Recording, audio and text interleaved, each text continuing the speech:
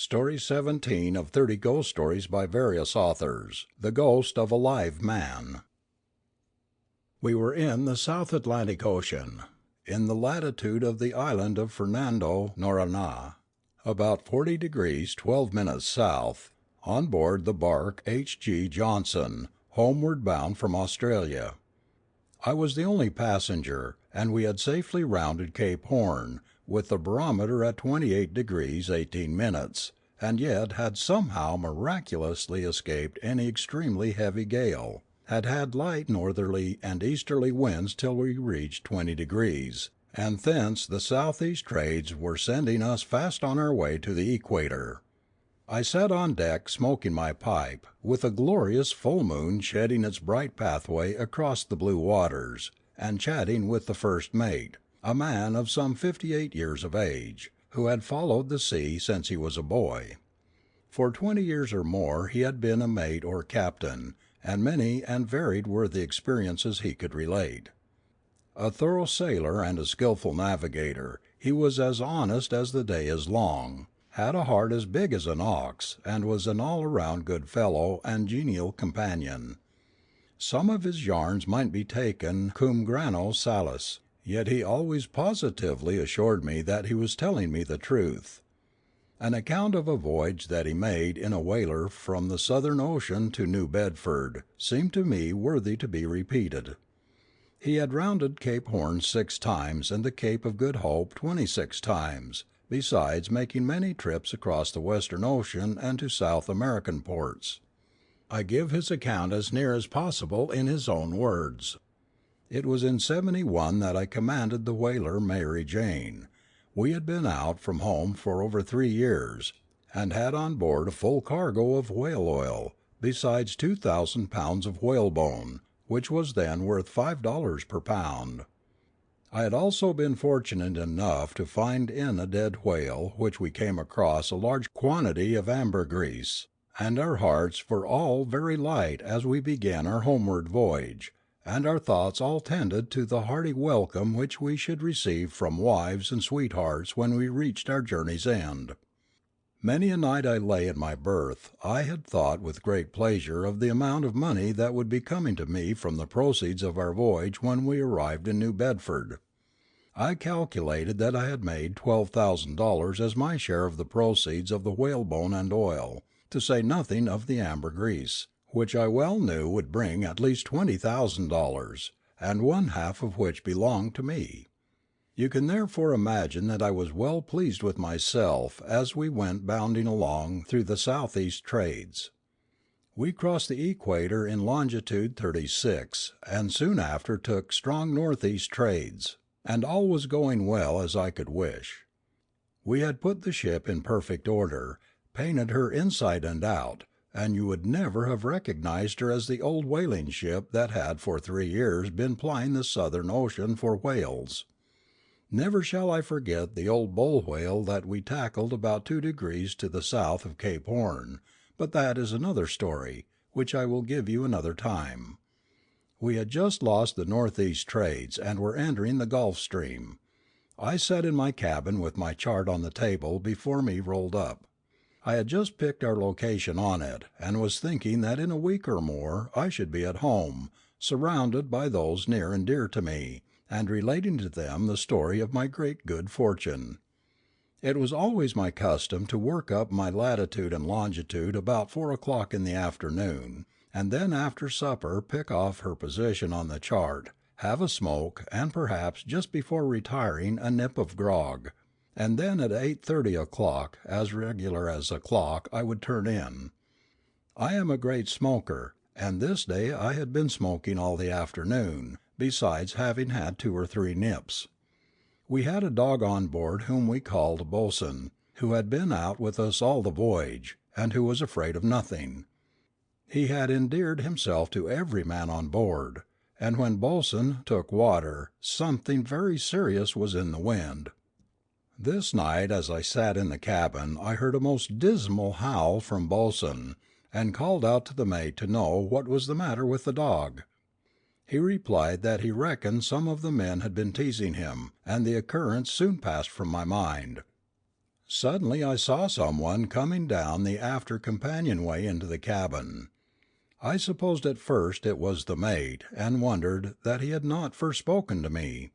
But then I noticed that he wore clothes I had never seen on the mate, and as he advanced into the cabin I saw his face. It was the face of a man I had never seen in my life. He was thin and pale and haggard, and as he advanced he looked about the cabin and at the rolled up chart on the table. There seemed to be an appeal in his eyes, and then there swept over his face a look of intense disappointment, and before I could move or speak he had vanished from my sight. Now I am a very practical man, and I at once straightened myself in my chair and said to myself, "Well, old man, you've smoked one too many pipes today, or else you've had one drink too much, for you have been asleep in your chair and seen a ghost." I was quite satisfied that I had had a dream, especially as I called to the mate and asked him if he had seen anyone come below.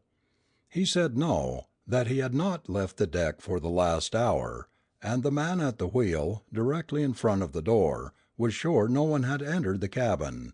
So I convinced myself that I had had a very vivid dream, though I could not help thinking of the matter all through the next day. At 8 o'clock the next evening I sat in the same place with my work just finished, and the chart rolled up on the table before me, when suddenly the dog's dismal howl rang through the ship, and looking up I saw those same legs coming down the after companion.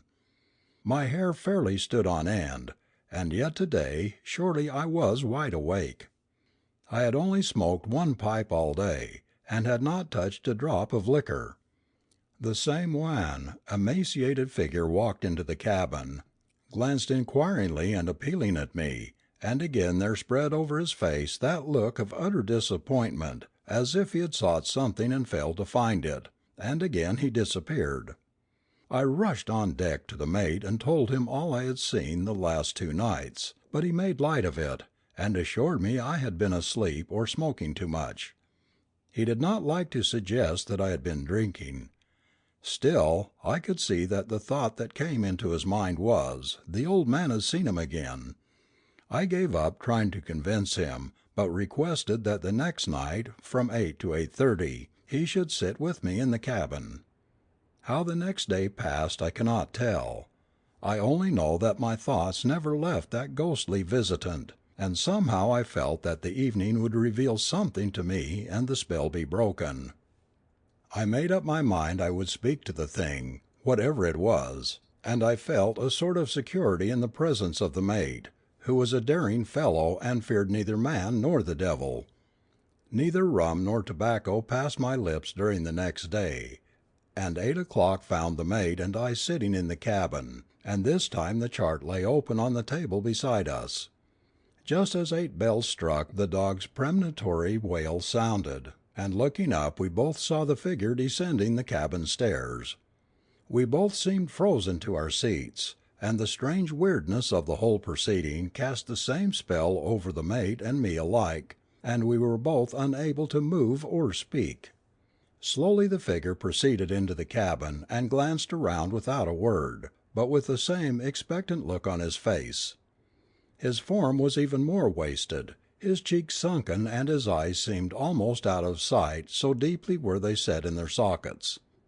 As his eye fell on the open chart, a look of supreme joy fairly irradiated his features, and advancing to the table he placed one long, bony finger on the chart, held it for a moment and then again disappeared from our sight.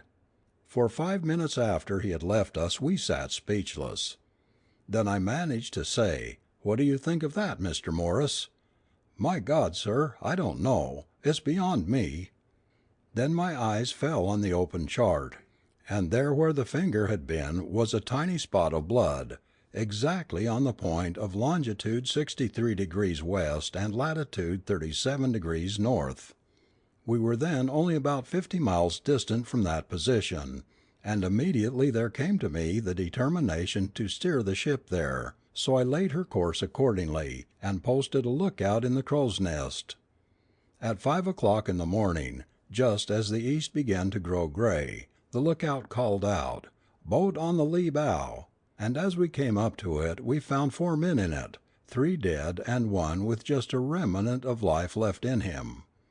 We sewed the 3 bodies in canvas and buried them in the ocean, and then gave all our attention to restoring life to the poor emaciated frame, which, I then recognized, was the very man who for 3 successive nights had visited me in my cabin. By judicious and careful nursing, life gradually came back to him, and in 4 days' time he was able to sit up and talk with me in the cabin. It seems he commanded the ship Promise, and she had taken fire and been destroyed, and all hands had to take to the boats. 10 were in the boats at first, but their food had given out, and one by one he had seen them die, and one by one he had cast the bodies overboard. Finally he lost consciousness and knew not whether his 3 remaining companions were dead or alive. Then he said he seemed in a dream to see a ship and tried to go to her for help, but just as he would be going on board of her, something would seem to keep him back. 3 times in his dreams he tried to visit this ship, and the last time there seemed to come to him a certain satisfaction, and he felt that he had succeeded in his object. Turning to my table he said, "Let me take your chart, I'll show you just where we were." "Stop," said I, "don't take that chart. It is an old one and all marked over. Mark your position on this new one." He took my pencil and knife, and carefully sharpened his pencil. Then, taking my dividers, he measured his latitude and longitude and placed a pencil dot at a point on the clean chart. As he lifted his hand he said, "Oh, excuse me, Captain, I cut my finger in sharpening the pencil and left a drop of blood on the chart." "Never mind," said I, "leave it there." And then I produced the old chart, and there, in an exactly corresponding place, was the drop of blood left by my ghostly visitor.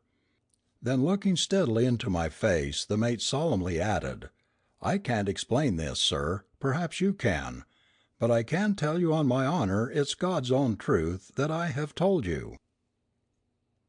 Story 17